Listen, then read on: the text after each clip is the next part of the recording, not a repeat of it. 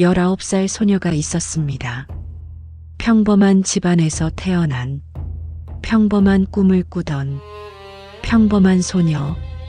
그 소녀가 어느 날 갑자기 조선의 왕비가 됐습니다. 모든 여인이 꿈꾸는 자리, 가장 높은 곳, 가장 빛나는 자리. 하지만 그 소녀는 몰랐습니다. 그 자리가 자신을 죽음으로 이끌 것이라는 걸, 그리고 자신의 죽음이 조선 역사상 가장 잔인한 복수의 씨앗이 될 것이라는 걸. 오늘은 그 시작을 이야기합니다. 패비 윤씨, 그녀가 왕비가 되던 날, 그 화려한 시작 뒤에 숨겨진 진실, 끝까지 보시면 눈물이 나실 겁니다. 1473년 봄, 조선 팔도에 방이 붙었습니다.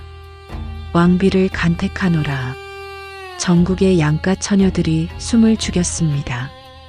왕비 간택은 영광이었습니다. 동시에 두려움이었습니다. 선택받으면 가족 모두가 귀해집니다. 하지만 궁궐 안에서 무슨 일이 일어나는지는 아무도 알 수 없었습니다.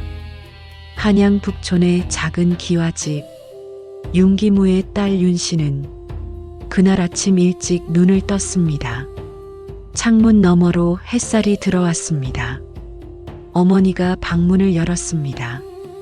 얘야, 오늘 단정히 입거라.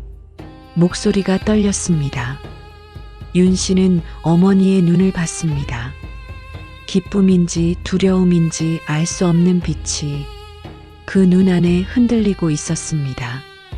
초간택, 재간택, 삼간택, 3번의 과정을 거칩니다. 전국에서 수백 명의 처녀가 모입니다. 그리고 단 한 명만 남습니다. 윤씨는 그 한 명이 자신이 될 것이라고는 생각하지 못했습니다. 초간택 날, 경복궁 후원, 수십 명의 처녀들이 줄지어 섰습니다. 화려하게 차려입은 아이들, 떨리는 눈빛들, 조용한 발소리, 상궁들이 하나하나 살폈습니다. 걸음걸이를 봤습니다. 눈빛을 봤습니다. 말 한마디 한마디를 들었습니다. 윤씨 차례가 됐습니다. 상궁이 물었습니다. 저자는 궁궐이 두렵지 않느냐? 다른 처녀들은 대부분 고개를 숙였습니다. 두렵지 않다고 하면 거짓이옵니다. 하지만 윤씨는 달랐습니다. 고개를 들고 똑바로 대답했습니다. 두렵습니다. 하지만 두려움이 있어야 조심하게 됩니다. 조심하는 사람이 실수를 덜 합니다. 상궁의 눈썹이 살짝 올라갔습니다. 재간택, 삼간택, 그리고 결국 윤씨가 남았습니다. 간택이 결정된 날 밤, 윤씨의 집은 조용했습니다. 잔치를 벌여야 할 밤이었습니다. 축하를 받아야 할 밤이었습니다. 하지만 어머니는 울었습니다. 방 안에서 혼자, 소리도 내지 않고 그냥 흘렸습니다. 윤씨는 문 앞에서 그 소리를 들었습니다. 들어가지 않았습니다. 어머니의 눈물이 무엇을 의미하는지 이미 알고 있었으니까요. 딸을 보내는 것이었습니다. 궁궐로 들어가면 다시는 평범한 가족으로 살 수 없습니다. 어머니를 보고 싶어도 마음대로 볼 수 없습니다. 밥 한 끼 같이 먹기도 어렵습니다. 궁궐은 화려한 감옥이었습니다. 다음 날 아침, 붉은 비단으로 덮인 가마가 왔습니다. 윤씨는 어머니 앞에 무릎을 꿇었습니다. 어머니, 건강하십시오. 어머니가 딸의 손을 잡았습니다. 꽉. 아무 말도 하지 않았습니다. 말을 하면 울 것 같았겠지요. 윤씨가 가마에 올랐습니다. 가마가 움직이기 시작했습니다. 윤씨는 뒤를 돌아보지 않았습니다. 돌아보면 내릴 것 같았으니까요. 가마가 경복궁 정문을 통과하는 순간 윤 씨는 눈을 감았습니다. 심장이 세차게 뛰었습니다. 문이 닫히는 소리가 들렸습니다. 쾅! 그 소리와 함께 윤 씨의 과거가 닫혔습니다. 경복궁은 상상보다 훨씬 거대했습니다. 끝이 보이지 않는 기와지붕, 반짝이는 청석 바닥, 줄지어 선 상궁과 내관들, 모든 것이 완벽했습니다. 모든 것이 아름다웠습니다. 그리고 모든 것이 차가웠습니다. 궁궐의 첫 번째 밤, 윤 씨는 넓은 침소에 혼자 누웠습니다. 천장이 높았습니다. 집에서 쓰던 낮은 천장이 그리웠습니다. 어머니가 주무시는 소리가 들리던 옆방이 그리웠습니다. 이불이 무거웠습니다. 비단 이불이었습니다. 비싼 것이었습니다. 하지만 어머니가 손수 기워주던 낡은 솜니불보다 따뜻하지 않았습니다. 윤 씨는 잠을 이루지 못했습니다. 그때 문 밖에서 소리가 들렸습니다. 상궁의 목소리였습니다. 마마, 주무십니까? 못 자겠소. 문이 열렸습니다. 나이 지긋한 상궁이 들어왔습니다. 처음엔 다들 그러십니다.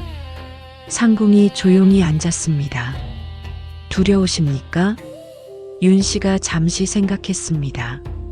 두렵다기보다 낯설지요. 상궁이 먼저 말했습니다. 윤 씨가 고개를 끄덕였습니다. 이곳은 마마의 집이옵니다. 곧 익숙해지실 겁니다. 그 말이 위로가 됐습니다. 하지만 상궁은 한 가지를 말하지 않았습니다. 이곳에 익숙해진다는 것이 어떤 의미인지.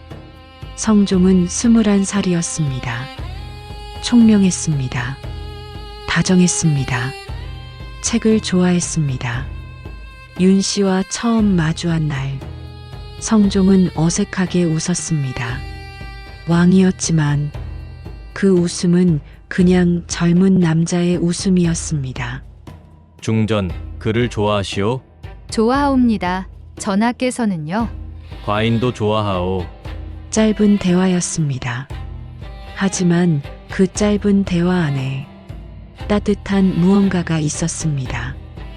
봄이 깊어가는 어느 날, 성종이 윤 씨를 후원으로 불렀습니다. 매화가 피어 있었습니다. 하얀 꽃잎이 바람에 흔들렸습니다. 성종이 걸으며 말했습니다. 중전, 과인은 왕이 되고 싶지 않았소. 뜻밖의 말이었습니다. 그러하십니까? 왕이 되면 모든 것을 혼자 결정해야 하오. 틀려도 혼자 책임져야 하오. 두렵지 않소? 윤 씨가 잠시 생각했습니다. 두려움이 없는 사람은 없사옵니다. 다만 두려움을 안고도 걷는 것이 용기가 아닐까 하옵니다. 성종이 윤 씨를 봤습니다. 중전은 참 특이한 사람이오. 나쁜 의미이옵니까? 아니요. 성종이 웃었습니다. 좋은 의미요. 그날 후원에 매화 향기가 가득했습니다. 바람이 불었습니다. 하얀 꽃잎이 두 사람 사이로 떨어졌습니다. 윤 씨는 그 순간이 행복했습니다. 이 행복이 오래갈 것이라 믿었습니다. 믿고 싶었습니다. 하지만 궁궐에는 빛만 있지 않았습니다. 빛이 강할수록 그림자도 깊었습니다. 윤 씨에게는 넘어야 할 산이 있었습니다. 시어머니, 인수대비. 인수대비는 보통 사람이 아니었습니다. 직접 책을 썼습니다. 학문이 깊었습니다. 그리고 궁궐 안에서 모든 것을 꿰뚫어 봤습니다. 신하들도 인수대비 앞에서는 조심했습니다. 성종조차 어머니의 말에 귀를 기울였습니다. 그 인수대비가 윤 씨를 처음 만난 날, 방 안에 둘만 남았습니다. 인수대비가 천천히 윤 씨를 살폈습니다. 발끝부터 머리까지 그리고 말했습니다. 왕비는 덕이 있어야 하오. 덕이 있는 여인은 참을 줄 알고 조용할 줄 알고 낮출 줄 아오. 윤 씨가 고개를 숙였습니다. 명심하겠습니다. 말로만 하는 명심은 필요 없소. 인수대비의 눈이 윤 씨를 똑바로 봤습니다. 행동으로 보여주시오. 그날 이후 윤 씨는 인수대비를 신경 써야 했습니다. 식사 예절, 걸음걸이, 말투, 표정, 모든 것이 시험이었습니다. 매일이 시험이었습니다. 그리고 그 시험은 앞으로 더 가혹해질 것이었습니다. 1476년 윤 씨가 왕비가 된 지 3년째 되던 해 궁궐 안에 기쁜 소식이 퍼졌습니다. 왕비 마마께서 옥동자를 낳으셨다. 사내 아이였습니다. 건강했습니다. 울음소리가 우렁찼습니다. 성종이 달려왔습니다. 아이를 안았습니다. 그 표정을 윤 씨는 평생 기억할 것이었습니다. 성종이 처음으로 진심으로 기뻐하는 얼굴이었습니다. 중전 고맙소. 두 마디였습니다. 하지만 그 두 마디 안에 모든 것이 담겨 있었습니다. 윤 씨는 지쳐 있었지만 웃었습니다. 아이가 작은 손을 꼭 쥐었습니다. 그 작은 손이 윤 씨의 손가락을 잡았습니다. 눈물이 났습니다. 기쁜 눈물이었습니다. 이 아이가 있으면 괜찮을 것 같았습니다. 이 아이가 있으면 무엇이든 견딜 수 있을 것 같았습니다. 그 아이의 이름. 훗날 세상은 그를 연산군이라 부릅니다. 하지만 그때 윤 씨에게 그 아이는 그냥 자신의 아들이었습니다. 세상에서 가장 소중한 아들을 낳은 윤 씨. 왕비의 자리, 세자의 어머니, 겉으로 보기에 완벽한 자리에 섰습니다. 하지만 그 완벽함 뒤에서 균열이 시작되고 있었습니다. 성종의 발길이 줄기 시작했습니다. 후궁들의 움직임이 대담해졌습니다. 인수대비의 눈이 더 날카로워졌습니다. 그리고 어느 가을밤 윤 씨는 자리에서 일어났습니다. 상궁이 말렸습니다. 마마, 지금은 때가 아니옵니다. 비켜라. 그날 밤 일어난 일이 윤 씨의 모든 것을 빼앗아 갑니다. 2편에서 계속됩니다. 지금 구독 안 하셨다면 지금 눌러주세요. 댓글에 윤씨라고 써주시면 2편 더 빨리 올리겠습니다. 2편에서 계속됩니다.